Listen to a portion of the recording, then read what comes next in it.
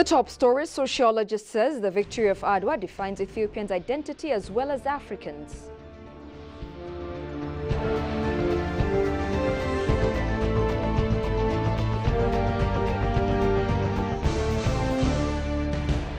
And Armenian ambassador to Ethiopia says his country is keen on strengthening bilateral and multilateral cooperation with Ethiopia.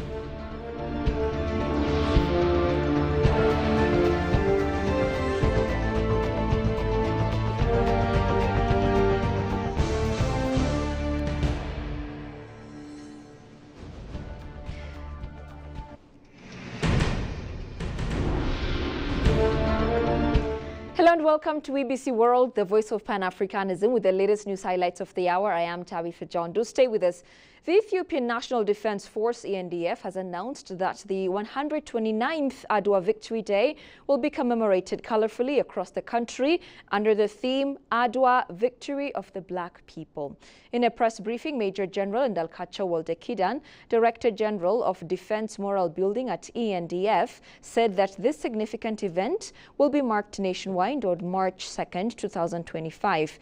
The Major General emphasized that ENDF is working in collaboration with key stakeholders for successful celebrations of the historic Adwa victory. 129 years ago, Ethiopians from all corners of the land united in response to resist colonial domination, marking a pivotal moment in Black history. In March 1896, Ethiopians stunned the whole world by decisively defeating the well-armed Italian invading force at the Battle of Adwa. The celebration would also promote unity and diversity among the Ethiopian people, according to the Major General. And Ndalkacho also highlighted the importance of Adwa commemoration to foster a sense of belonging among all Ethiopians and solidify Adwa's significance in the national narrative. The 129th Adwa Victory Day is anticipated to be a momentous occasion, with its spirit continuing to inspire generations of Ethiopians and the people of African descent in general, reminding them of their strength and resilience.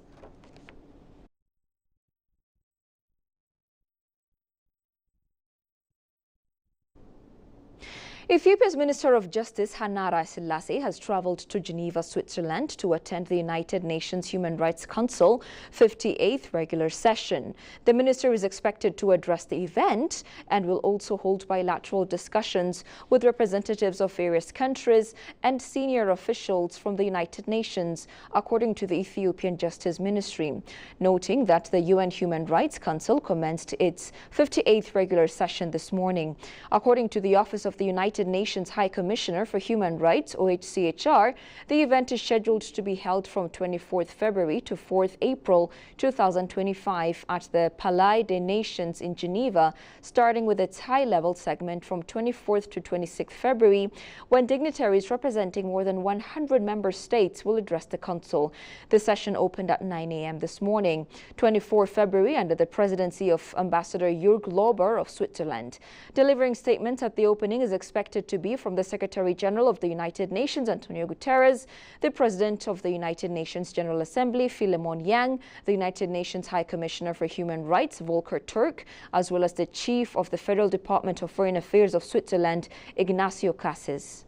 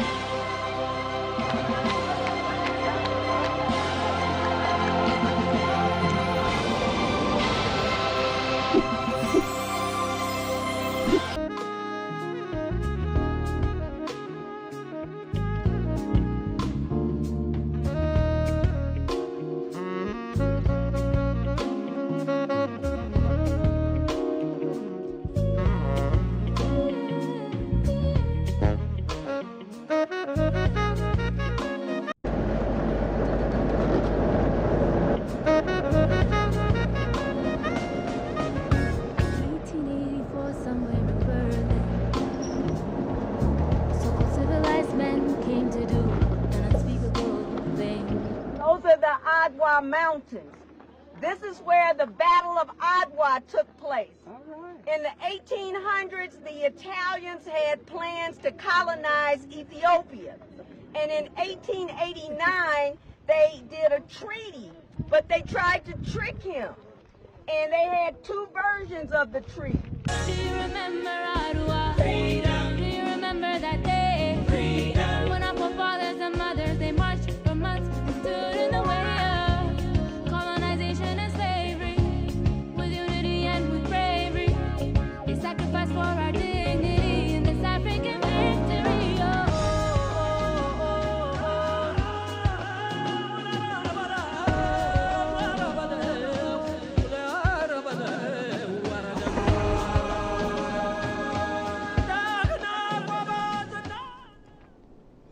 A senior sociologist says the victory of Adwa stands as a defining moment for Ethiopians as well as Africans. Sociologist Birhanu Lengiso underscored that Adwa sparked Pan-Africanism, marking it as a powerful symbol of resistance against colonialism. Goshu Meliso takes it from here. The victory of Adwa, a landmark triumph achieved by Ethiopians in 1896, remains a powerful symbol of resistance and unity. Speaking to EBC senior sociologist Birhanu Lengiso analyzed its significance from sociological perspective. He said the victory of Adwa is a defining moment for Ethiopians as well as Africans. Adwa is a defining moment of identity. It is a defining moment of identity for us as Ethiopians, because it is basically where we get our collective national identity, for me. It is a defining moment for Africans as well, because it actually inspired them to continue to resist and to fight for their independence. Adwa is also a defining moment for our collective national identity, and the birthplace for true Ethiopian nationalism for me. The sociologist highlighted the Adwa victory sparked Pan-Africanism, marking it as a powerful symbol of resistance against colonialism. Adwa actually at least ignited or strengthened the Pan-African movement, because, as I said, it redefined identity, the way we look at each other. So the Eurocentric thinking was broken by Adwa, and the Africans were inspired to continue the resistance movement. So it is the symbol of resistance against colonialism. By that, we can also take that to extend it to Pan-Africanist movement. So it really became a very strong milestone of Pan-Africanism. It initiated Africans to continue the movement, and ultimately Africans achieved their independence. Birhanu further pointed out that Africans must strive toward achieving economic and democratic prosperity with the enduring spirit of Adwa victory. One thing that we can learn from Adwa, for me, is the power of unity. The power of unity. I think that is the most consistent one for me. But we, Africans, collectively failed to extend that achievement to internal issues.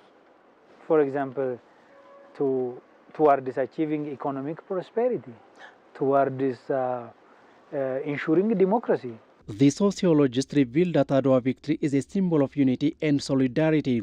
Ethiopia is making preparations to commemorate the 129th Adwa victory with various assortments. Armenia established its embassy in Ethiopia 5 years ago, marking the only diplomatic mission in sub-Saharan Africa.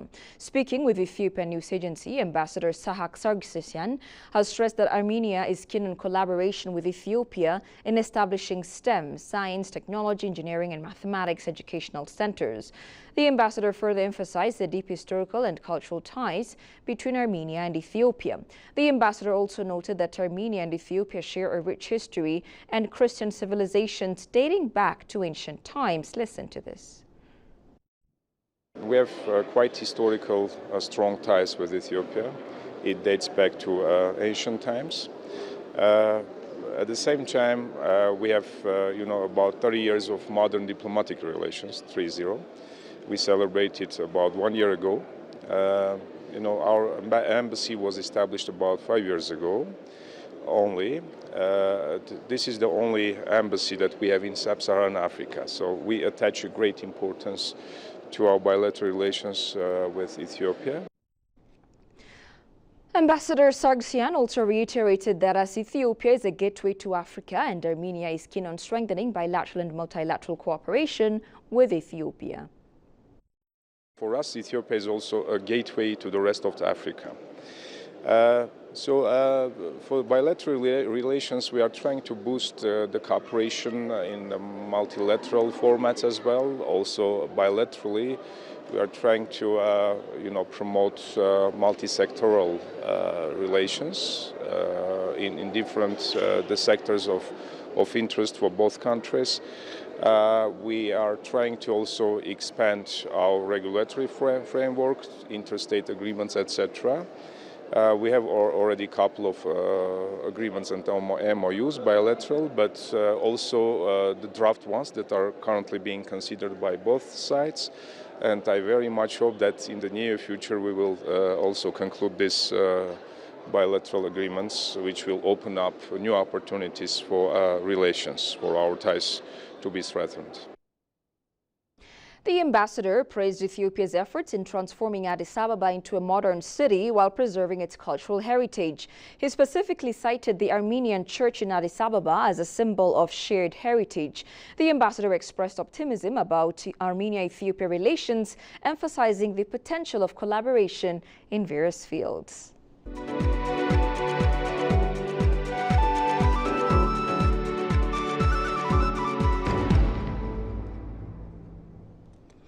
And finally, in business, Ethiopia's Minister of Trade and Regional Integration, Kasahuun Gofe, conferred with a delegation led by Chen Jianan, Vice President of the China Council for the Promotion of International Trade, CCPIT. The meeting focused on enhancing the trade relationship between Ethiopia and China. According to the Minister of Trade and Regional Integration, China has been considered as the largest trading partner with Ethiopia and the top source of foreign direct investment, FDI, in the East African nation, accounting for a significant number of FDI inflows into the country. Minister Kasahuun explained Ethiopia's ongoing reforms and policies aimed at boosting trade and investments. He recommended strategies to strengthen the relationship between Ethiopia and China. In its part, the Chinese delegation expressed admiration for the successes they observed during their visits to various locations in Ethiopia. They also extended an invitation for Ethiopia to participate in the 3rd International Expo scheduled for July. Additionally, the Ethiopian side requested assistance in connecting the Ethiopian business community with the Chinese market. You're watching EBC, a reminder of the top stories. Sociologist says the victory of Adwa defines Ethiopians' identity as well as Africans.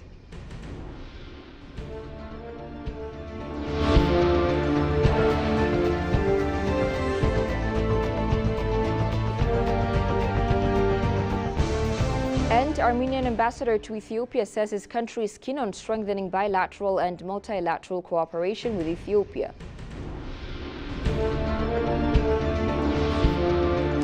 That's all we had for now. I'm Tabitha John May. Thanks for watching. Goodbye for now.